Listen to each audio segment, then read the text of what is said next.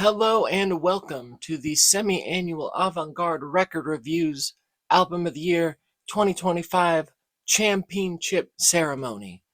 I will be your flower girl for the evening's festivities, distributing the flowers to many bands, and also crowning a champion with a championship belt, but also prizes, physical prizes for top ranking albums in their respective lists.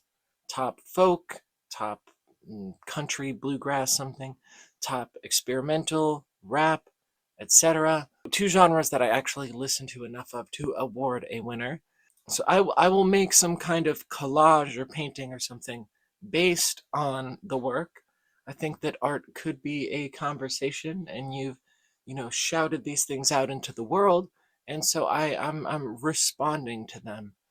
There will also be prizes for the track of the year and EP of the year. If you claim them, hit me up, get in touch, so stick around. This list rates how well these albums play as albums.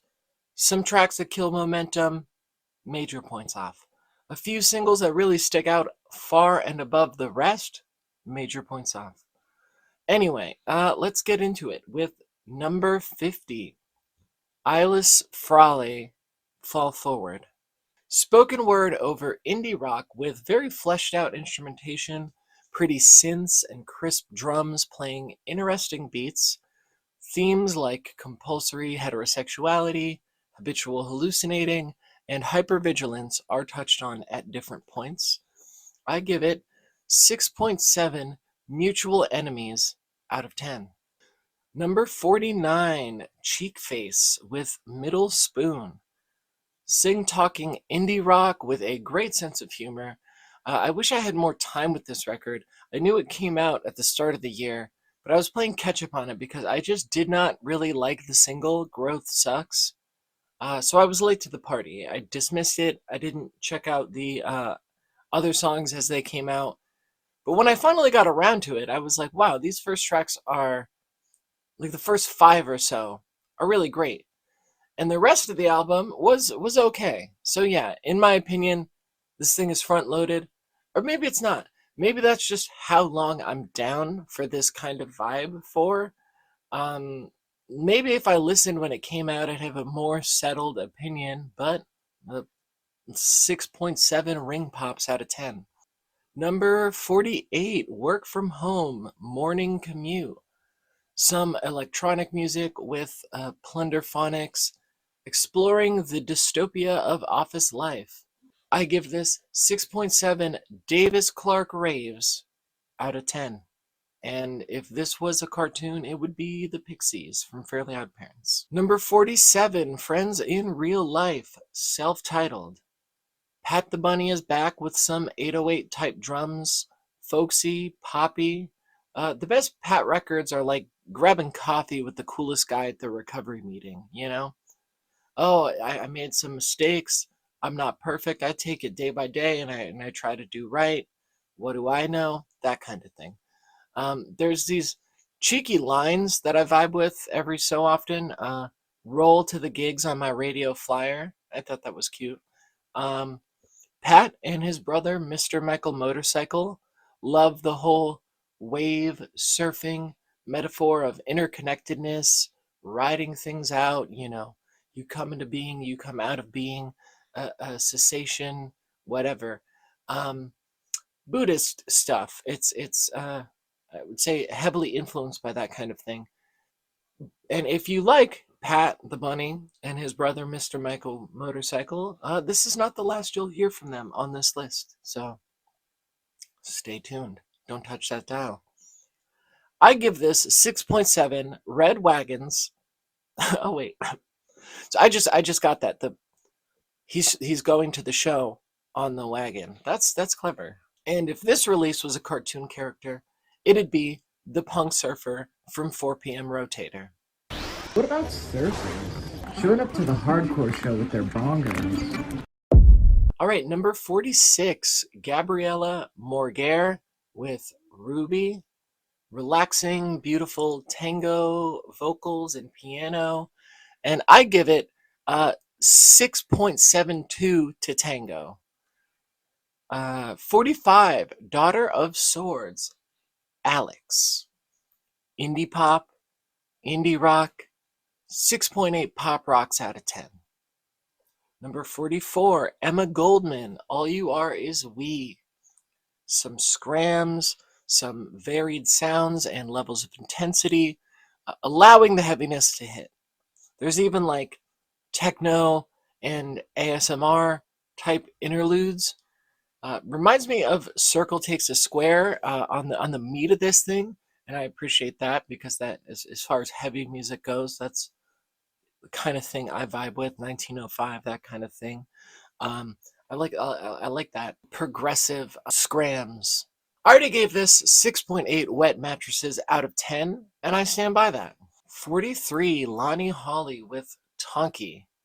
This is a spoken word album from Hawley reflecting on a lot, perhaps notably being forced to work in the fields of a for-profit prison, experiencing modern-day slavery, post-13th Amendment slavery.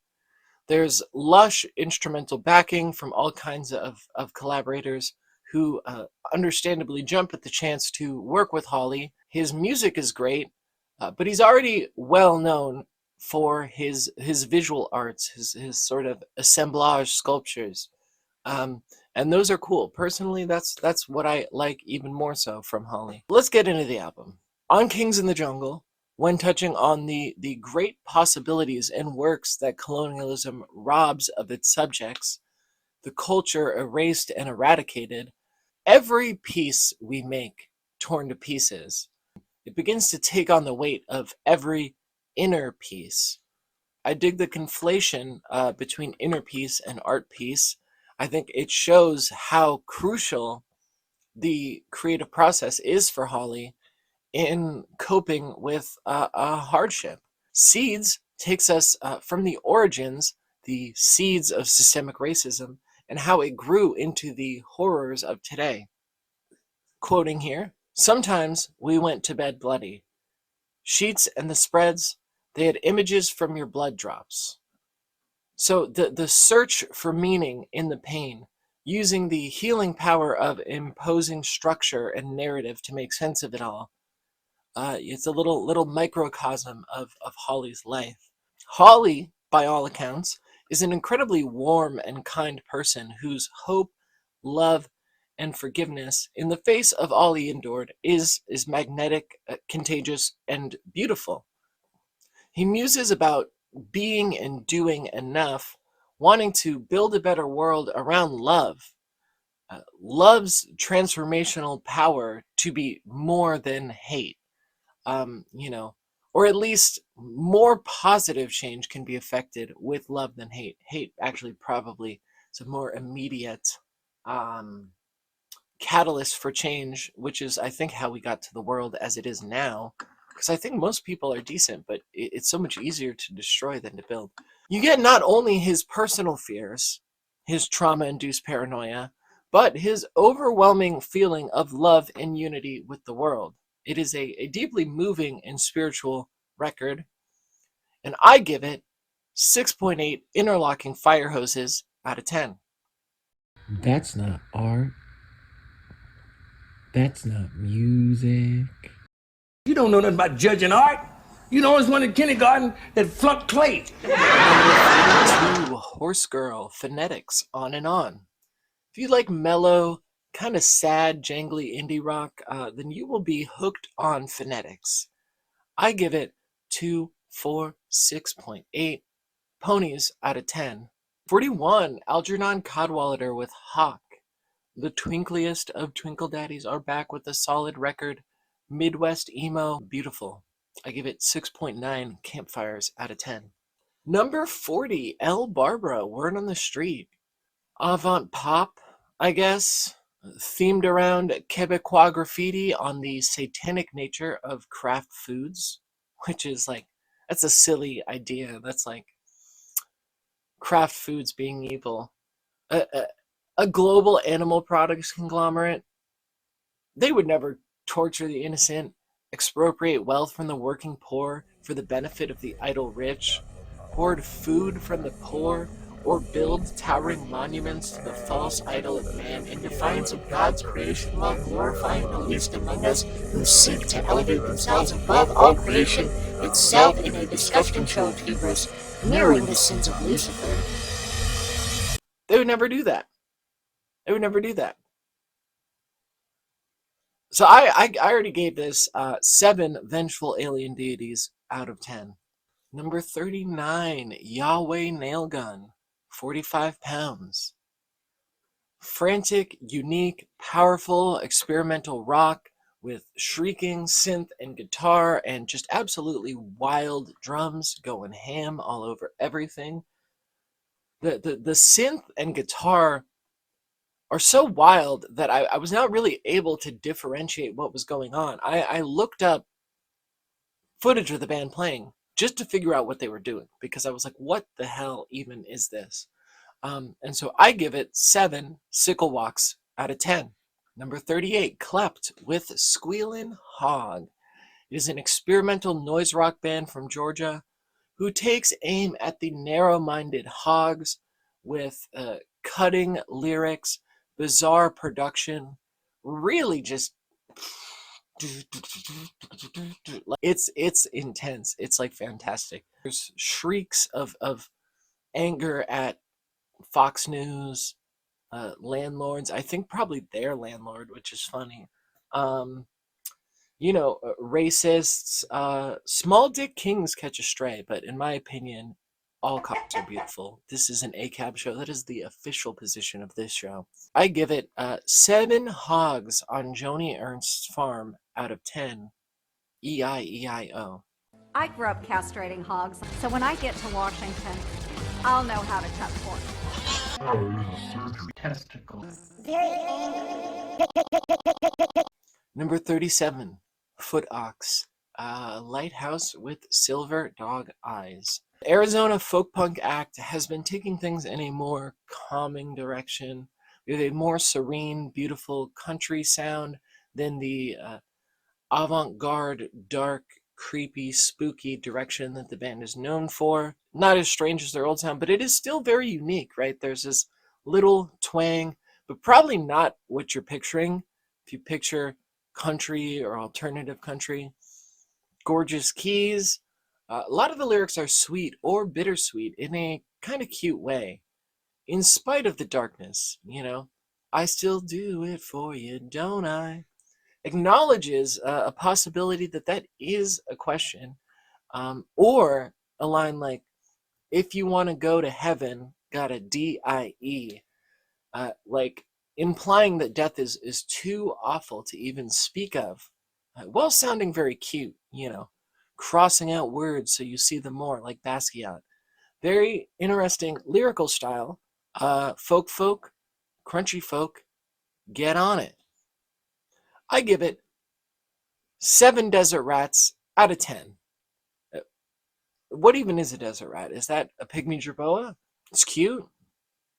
It's a cute animal. Number 36, Good Luck with Big Dreams, Mister. This is a hope punk record by, in my opinion, one of the best bands to come out of Bloomington, which is, in my opinion, saying a lot. We have Ginger Alford and Matt Toby alternating vocals. We have a solid rhythm section, keeping it tight. Everything on this record is just very tight. It is a pick-me-up. It is fast. They just want to have a good time, and they want everyone to have a good time. They dive into the void to deliver saccharine meditations to heal your soul with noodly guitar punctuated by heavy pop punk strumming. I give it 7 time lapses out of 10. And if this band was a cartoon, wait, this just in? They apparently have a comic. Wish I had already read it so that I could talk about it here. Number 35, Rennie Conti, self-titled. Mellow indie rock, almost sad, more cozy. It just stuck with me. I don't know. From the first listen, it just stuck with me. Probably because it's good. I give it 7.1 Potter's Wheels out of 10. And if this record were a soprano scene, it would be Tony watching the Ducks. Number 34, Snooper with Worldwide. A hyperpunk release with relentless speed, some clean your room music. They do a Beatles cover of Come Together, and the speed alone nearly deconstructs it into a completely different song. Interesting sound. Digipunk, is this what the kids are calling Digipunk? I give it 7.1 cheesy green screen edits out of 10. And if this album were a cartoon, it would be Problem Solvers, but good somehow. Now that's my take on it, but I reached out to our local dad correspondent, Butter, and he had this to say. I fucking hate Devo. These guys would never make it in Nashville. So mixed reviews, right? Just keeping it balanced. Number 33, Los Thuthanaka, self-titled. This is a psychedelic Andean electronic music album by sibling duo Chukwumamandi Kondori and Joshua Chukwemia Crampton. Repetitive, hypnotic, rough but relaxing, and fun samples. Yeah! It is an ambient record, but it's not. But it is. So anyone who doesn't get the album but wants to, my personal method is wake up too early when you're tired but can't get back to bed. Kind of similar to like wake back to bed, lucid dreaming, where your brain is primed with certain brain chemistry by REM cycles. So in this state, play this record at a volume where you can just hear all the details. Not like blaring, but you can hear all the details. And then just let it take you and focus on time. There's a clock on it. There's your clue. Look at this non-sequential track listing, right? What is the order that this goes in? I don't know. There's another clue. Jinkies. It can do some pretty strange things with the feeling of time. A lot of the synth leads feel still and moving simultaneously. And I think that's pretty cool, right? If you don't know, then you'll just never know. Honestly, I feel sorry for you. I give it 7.1 thwomp noises out of 10. And if this record were a Yu-Gi-Oh card, it would be Time Wizard, obviously. 32, Becky Buller, Songs That Sing Me.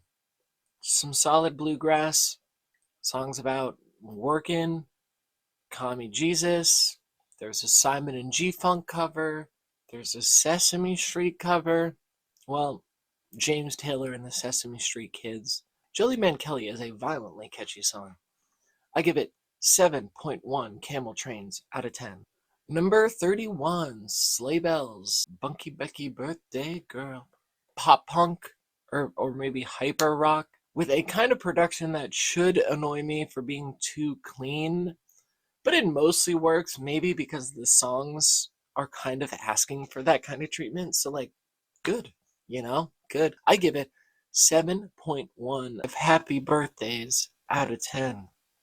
Number 30, Nathan Davis and Sylvia Milo, Earthworks. So Earthworks is also, or perhaps even primarily, an art installation. It is an avant-garde ambient work that touches on many themes. The compulsive preening of the natural world, sound as a sense to make sense of the world, right? Like an epistemological tool.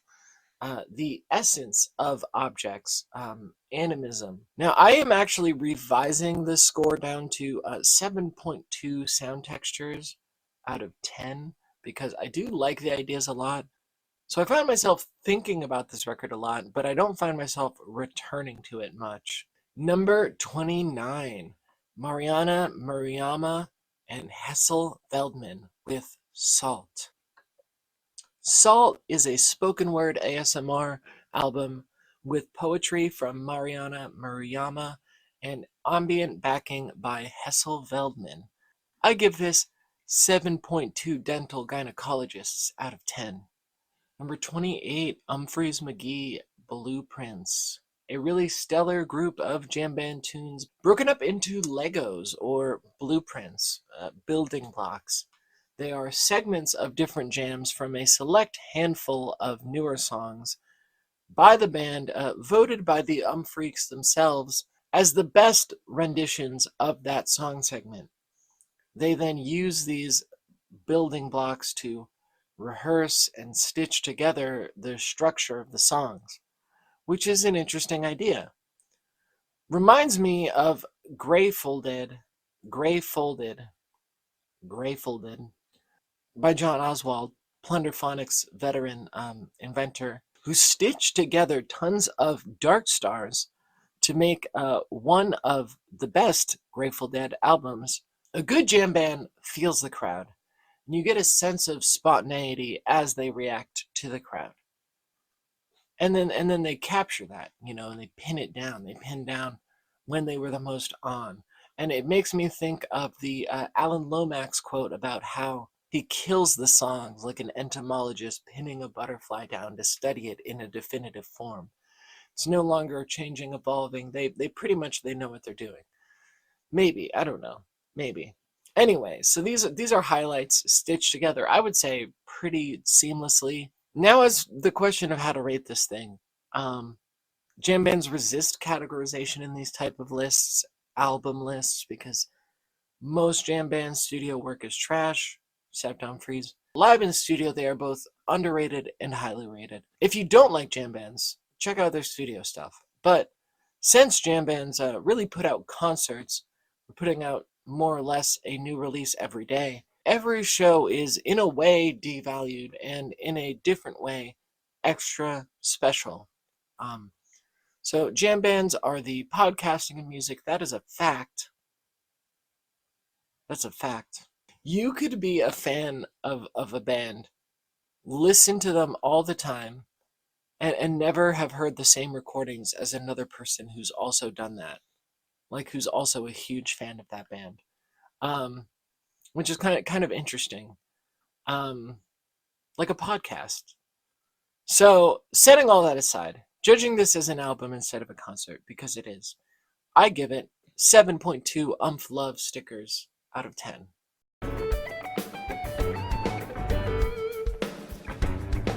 "27 Model Actrice Pirouette," an edgy, stuttering, and complex dance punk record. I give it 7.2 Cinderella birthday parties out of 10. Number 26, Bad Bunny, Debi Tirar Más Fotos. It's reggaeton, it's Bad Bunny, easily the most famous person on this list. If I wanted to make some objective list based on a probable cultural impact and longevity, this would be number 1, but this is my opinion, and so I only give this a 7.2 family photo albums out of 10. Number 25, Songhoi Blues, Heritage, a desert blues album from Timbuktu with traditional Malian instruments and sung in Songhai. I give it 7.2 Sokus out of 10. Number 24, The Burning Hell with Ghost Palace, cheeky indie rock, varied in tone and loosely centered on the concept of an outer space radio station. I give it 7.2 Buddhist bookstores in the sky out of 10. Number 23, Billy Strings and Bryan Sutton live at the Legion. Bluegrass, the two of them just laying it down beautifully at the Legion in Nashville. So I give it 7.2 books explaining Doc Watson's autism out of 10. 22, Artificial Go Musical Chair. I already gave this a 7.2 New Wave Lady Chads out of 10, and that sounds about right. Number 21, Penelope Scott, Water Dogs. We have a poppy, somewhat bare bones, charming, funny, indie set of tracks, themes of sisterhood, jealousy, maturity. Spirit, in particular, is a wonderful meditation on aging and youth. It's funny, it's heartfelt. I, an adult who hated being a teenager, love this track. But the thing is, teen me would have loved it too. People say your teen years are your best years. They say that to teenagers for some reason, which not only isn't true unless you're boring or maybe even a bad person, but it's just mean. Like, they don't need to be told that. I'll say this, even though according to my analytics, I have no teenage viewers. It gets better. That is the truth. Especially if you're struggling, it gets better. If you're like kind of a weird person, you will have things more sorted in your 20s and beyond. Charlotte's hymn, the chorus, reminds me a lot of "No Children" by the Goats. It's its own thing, but you'll certainly hear that influence. Anyway, 7.25 lo-fi wall-ri out of 10. The wall-ri are lo-fi. I wouldn't call the music lo-fi, but the wall-ri are lo-fi. 20 Amigos Imaginarios with Ice Cream. Some trippy cumbia influenced folk pop. 7.3 bottles of lightning out of 10. And if this were a cartoon, it would be Eduardo from Foster's Home for Imaginary Friends. Number 19, Chime Oblivion, self-titled. Pretty rockin' proto-punk garage rock jammers. Give it 7.3 smoke rings out of 10. Number 18, Little Sims, Lotus. A rap album about a friendship and creative partnership breakup, which is often rockier than a regular breakup. She pieces her life together, reclaiming her throne, and finding her peace, healing family wounds, and just wow, the production is like, it's literally wild. Like, you'll hear the production and be like, what? Like, when I start talking about these records, like a bunch of them, I'm just like, I should have put this higher. But truly ridiculous with the layers and the percussion. I don't know what to say. I give it 7.3 fuck me up pumps out of 10. Number 17, Jeffrey Lewis with the even more freewheeling Jeffrey Lewis. Indie folk, charming, calming, deeply neurotic. On that subject, Jeff's working on a comic right now with this cover. That is a deeply funny juxtaposition with the cover of his latest album. Like, these two things coming out like within a year of each other, that's pretty funny. This is a plight of a particular kind of artist, right? Wanting to bare your soul to the world, but plagued with enough self-loathing to make you deeply conflicted about being seen naked on a city street, and then hiding your face in solitude. Anyway, I already talked a lot about this record, and I made a video essay on Jeffrey Lewis's visual arts, which I think is one of the best things I've made, period. Jeff liked it. And if you're new to Lewis, I will selfishly say that my video is a good place to start. I tried making it for newcomers as well as longtime obsessives. I already gave this 7.3 mischievous and flirty Amy Roses out of 10, so there you go. There you have it. That's the score. 16, Marie Davidson, City of Clowns. Technopop, music, sexy, scathing critique of surveillance capital. I don't like repeating myself, but I don't know. So, in Brave New World, they have the gammas and the deltas or whatever, and they're made to love their lower status through a life of conditioning and gratuitous base pleasures. That's nice, liberal. I see they got you working the easy shift. Not me. I'm going in for my 36-hour shift at the ball-crushing factory. Testicles. What was it? Great record. Goes great with a hit of Soma. I give it 7.3 backstage passes out of 10. Number 15, Michael Hurley, Broken Homes and Gardens. A posthumous release from indie folk and underground comics veteran Michael Hurley. It's clever. It sounds like it's coming right from the heart on a rocking chair somewhere. There's some tracks with sax and clarinet, and those are my favorites. They just sound great. 7.3 cherry pies out of 10. Number 14, Blue, August Fanon, 40. Some really good rap with old school samples reflecting on turning 40, life, love, and everything. Fantano also turned 40 this year and didn't review it. What the heck, Melon? Get on it. He must not have liked it as much as I like it if he didn't talk about it. I'm looking forward to revisiting this album when I turn 40. I give it 7.5, reluctantly telling the staff that it's your birthday so you get a free dessert out of 10. Number 13, Laura and the Storm, Garden of Infinite Love and Muck. Will this look cool with the tracers? The title really paints a picture of what you're in for.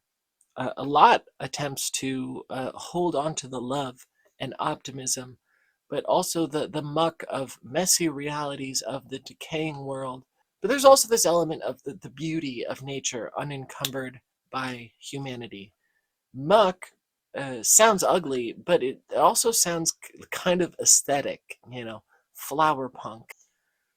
Perhaps out of any song, Flower Adult exemplifies the love and muck dichotomy, wanting to love everyone like a hippy-dippy squim, but also seeing and understanding a lot of this suffering, hate, death, decay, greed, and environmental degradation, like, I guess, Pym sometimes. I'd call this indie folk, but I'd worry that would pigeonhole it into a more generic sound than it actually is. You have to hear it.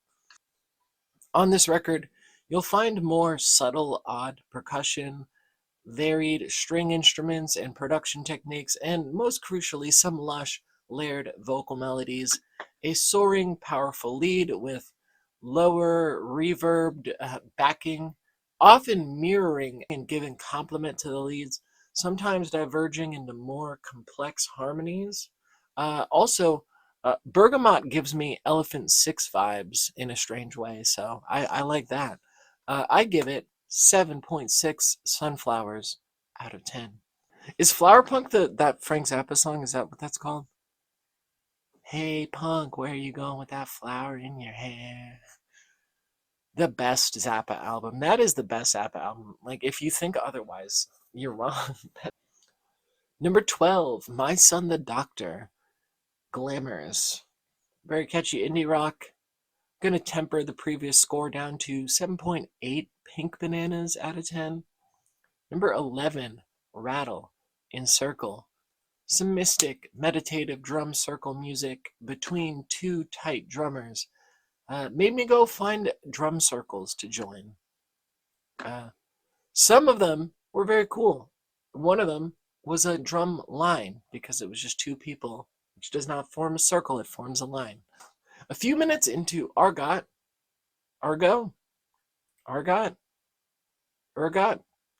you get this beat that seems to always start just before you suspect it. There's a few spots when drumming to this record where you realize the deceptive simplicity is actually quite complex. I loved it so much more when I actually tried playing the bongos to this record. I went and I bought my friend's conga drum. It made me realize how cool hand drums are. It rekindled my love of hand drums. Melted plastic, acidic. How can I be safe from you? Lady Asterisk. I give it 8 drummers chasing each other around like the dragon that eats its own tail in figure 8s out of 10. Number 10, here we go, top 10, we made it. Weir's Diamond Grove. It is an experimental take on traditional folk music that mixes American old time, English folk ballads, liturgy, drone, and field recordings. It sounds like a ghost of itself. You know what? The Spectre, like in Scooby-Doo when they have the fog, these are the kind of ghosts I'm talking about.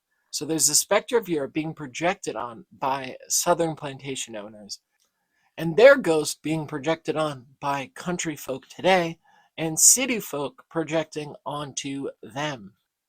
There's even a somewhat antiquated robotic voice that now somehow sounds old-timey, and it's coming for you, right? You can feel the present slipping into the past, which is spooky. That's kind of spooky. It's like it's a pretty dark, like, folk record. Maybe, just maybe, their tweak of I Want to Die Easy, where they add don't to all the desires, right? I don't want to die easy, is the urge to go down fighting, to live as long as you can, to leave a legacy as long as you can.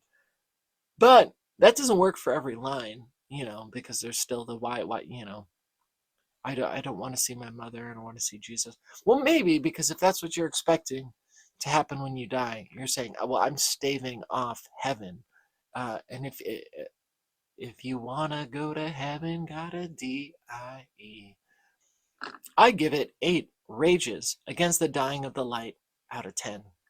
Up next, we take the midnight special to Parchman Prison with number 9, Parchman Prison, Another Mississippi Sunday Morning.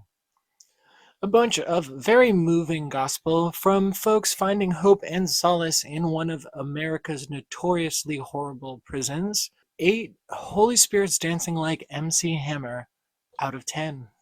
Number 8, Clipping, Dead Channel Sky.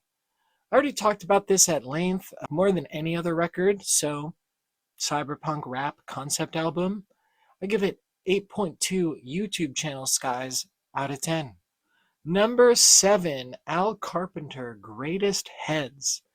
It is a bizarre and unyielding post-genre record that will drag you into the deep end of its earthy soil, clutching you in the gnarled roots and leave you simultaneously weightless. Just give this thing a shot, play it loud, and let it take you. This band is uncompromising in their vision, and that's the only way that they can get something like this out there. It's born out of a group's genuine desire to chart new territory, to try to put something out there in the deluge of maybe hundreds of albums released every day, and make something memorable and interesting and different, which is no small feat. It's not only their strangeness I admire, but the degree to which the music affects me emotionally, mostly by making me feel unhinged while stone cold sober, or even to the degree that these songs are somehow catchy while flouting nearly every convention of songwriting. So dig deep into the avant-garde and see what lies underground, right? Worm City is alive. And I gave this thing already 8.2 Carpenters out of 10, and I stand by that. Number 6, Willie Carlisle, Winged Victory. Stunning country Americana album that effortlessly corrects the record of prelapsarian lies of when America was great. Like the political slogan from that guy, Reagan. The cowboy. Carlisle turned to folk from punk out of an admiration for its longevity, passion, and honesty. It had that same energy that punk brings, but without fizzling out, This record is great, but I think you should absolutely watch a live set. I would recommend that over his studio stuff. That's just me. There's so many good ghosts in this room, I can feel them coursing up directly through the grundle into my spirit. There's this circus medicine show vibe, a lot of pageantry, but also the band is absolutely holding it down with beautiful vocals and solid musicianship. The record, I don't know, it's brilliant, it's beautiful, it's great. Carlisle is quite possibly the most interesting thing in country music today. And for that, I give this record 8.5 loud and vulpine awoogas out of 10. All right, before we get into the top 5, I want to say I got a free half a comic over on my Patreon. All of it is currently drawn of David's Calling, a dramedy about a Silicon Valley blowhard spiritual awakening in the culturally decaying mystical Bay Area. So check it out. The first half of the one-shot story of David K. Howell, CEO of Morph Industries. And I have uncensored videos from my channel on there, and you get your name in the credits. I currently have 0 patrons, so you can be my first. Just be gentle, okay? Take a hit of the peppers and the slides in. Number 5, Mr. Michael Motorcycle with Safe Journey. This gives me a kind of deep spiritual reverie and warm, fuzzy feeling. Makes me think of my friends and family and feel appreciative to be alive. It makes me want to be a better, kinder, and more mindful person. You know, I texted my friend, I was like, this song reminds me of you. What more could art possibly aspire to? You know, it is sort of dangerous and vulnerable tightrope to walk here because you can come across like a youth pastor or some crap. You know who else was a Nepo baby trust punk? Siddhartha Gautama. Pretty cool, huh? He tuned in, turned on, and dropped out, you know? He said, nah, Dad, I don't want your money. I'm going to go sit under the tree. But seriously, risking being a whole maze of corn is how you wind up with something so pure and earnest and beautiful. I think they stuck the landing with this one. If you like Nana Grizzle, if you like the best Pat albums, Pat the Bunny, right? He plays on this. This is his brother, Mr. Michael Motorcycle. If you want to call your friends and say, hey, I love you, and we're going to make it somehow. We're going to, some way, somehow, we're making it. If you are that kind of a sappy, sentimental schmuck, I guess, then this is for you, right? This is that universal love, the record. And I give it 8.7 geodesic domes out of 10, which is pretty good. And if this was a cartoon character, it would be the same surfer from before, but even more so. What about surfers? They seem happy. The power within! Yeah! Number 4, Bruz Fletcher, Drunk with Love, the almost complete recordings. This is some edgy lounge comedy music from the pansy craze in the 30s. I almost didn't include this because I talked about it a lot, and I will probably make a detailed video essay on Fletcher. Subscribe and tell me, would you watch it? Please give me feedback on this because I feel like I'm going to do a ton of work and a ton of research and nobody's going to watch it because who the hell is this guy? He's got like 10 listeners on Spotify. But you know what would slap, right? More than some video essay. Dan Levy should do a Bruz biopic, right? Somebody tweet at him. Call his agent. I don't know. I'm gonna need a stiff drink to get through this. Stiff. I wasn't going to include this because they are almost 100 years old recordings, but they were buried enough that I think this counts as a real release and not like a greatest hits or something. It's very gay. It's really very gay. Oh, so gay. In the old-timey and modern sense, right? It is utterly charming and raunchy even. Things, gender bending, whips, and free ether from a doctor with the biggest practice in town. And it is so densely packed with jokes that I am still finding jokes, listening to it over and over and over. I'm just like, I did not get that one yet. You know, I just got that. I give it 8.8 girthy lays out of 10. What a record. What a fantastic record. Number 3, Infinity Knives and Bryan with A City Drowned in God's Black Tears. Cinematic, progressive rap album that just wallops you with honesty from the jump.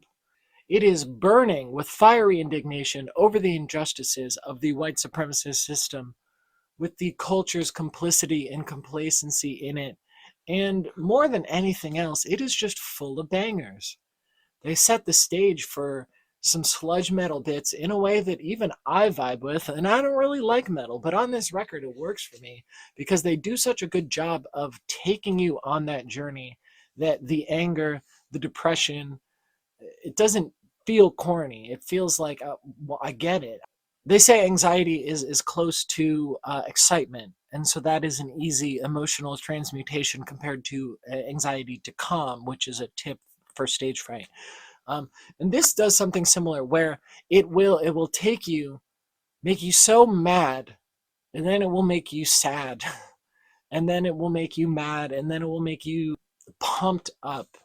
You know, you want to go out and do something. You want to go out and go protest or whatever. You know, it's great. It's a great record. And there, you know, it's not only a political album. There are really sweet moments of love, you know, of respite and peace. People that are seeing each other actually. They're not idealizing each other. They are saying, you know, that we fight, we do this, we do that, whatever. I bump the score I previously gave this up to 9 net and yoo-hoos out of 10, because as much as I love this immediately, it has only grown on me more and more since, and somehow I still haven't overplayed this record. Number 2, Emily Allan with Clanging. Clanging is an artsy rap album with a vintage club vibe. It is basically the experience of battling psychosis on the dance floor. Well, it blurs the lines of perspective in a way that pop music does a lot, you know, with the use of you and I and whatever. Like, Emily Allan is rapping or clanging, a symptom of nonsensical rhyming in psychosis. So she's clanging at you, but you are not the op. You are her, living through her and absorbing her worldview through osmosis, right? When you say, like, I got a perfect brain, you're not saying Emily Allan has a perfect brain. You have a perfect brain. The most used pronoun in hit songs is you. Not because people want to be sung to, because they want to sing to somebody else. So it has a lot of similarities with Wax, or The Discovery of Television Amongst the Bees, if you've ever seen that movie. Stories of experiments will be performed and their moving conclusions given. For this television show is the story of the invention of the measurement of the ever-changing and expanding story of the unknown worlds of worlds, told and forgotten through the use of instruments of the telepathic cinema. I highly recommend it to anyone who likes his record, and vice versa. But anyway, this record is often in a sort of self-parody mode. Through decades of pop trope escalations, we wind up with a figure who longs to be fucked to death. What'd they die of? Crushed pelvises. Yes! Oh, thank you, Lord in heaven. And to ruin your life through their own glory and narcissism. There, I am referring to A Naked Body and Steps to Destruction, respectively, which are the only 2 songs I skip, if I skip any. But on my 3rd listen of the day to the album, you know, I'm ready to jettison the 2 weakest songs. But conceptually, I think they add a lot about the death drive in pop culture. Every other song is just absurd in its hooky and, dare I say, mesmerizing qualities. Hypnosis and paranoia around media is a major theme here. It's like when you're 10 and your cousin tells you that Britney Spears worships the devil, and, you know, this is a ritual that she's doing. Except it is someone on the inside of the music biz having this breakdown on stage. Arguably, this is a reprise of Allan's character on Gigi, the post-pop alternative celebutante and murder suspect, Chewy Swindleburn.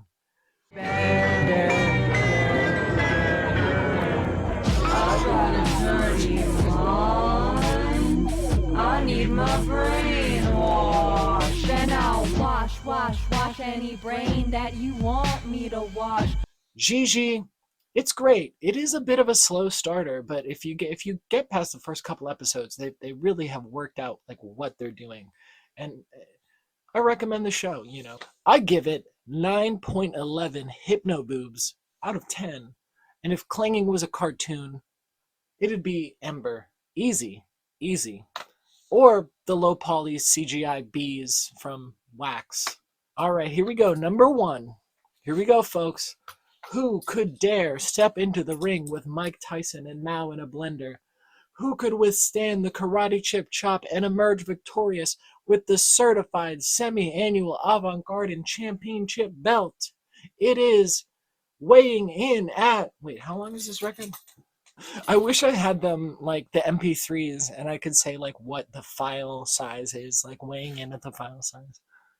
So weighing in at 43 minutes and 42 seconds, the winner, the first ever champion is Sam Amidon's Salt River folk masterpiece, folks.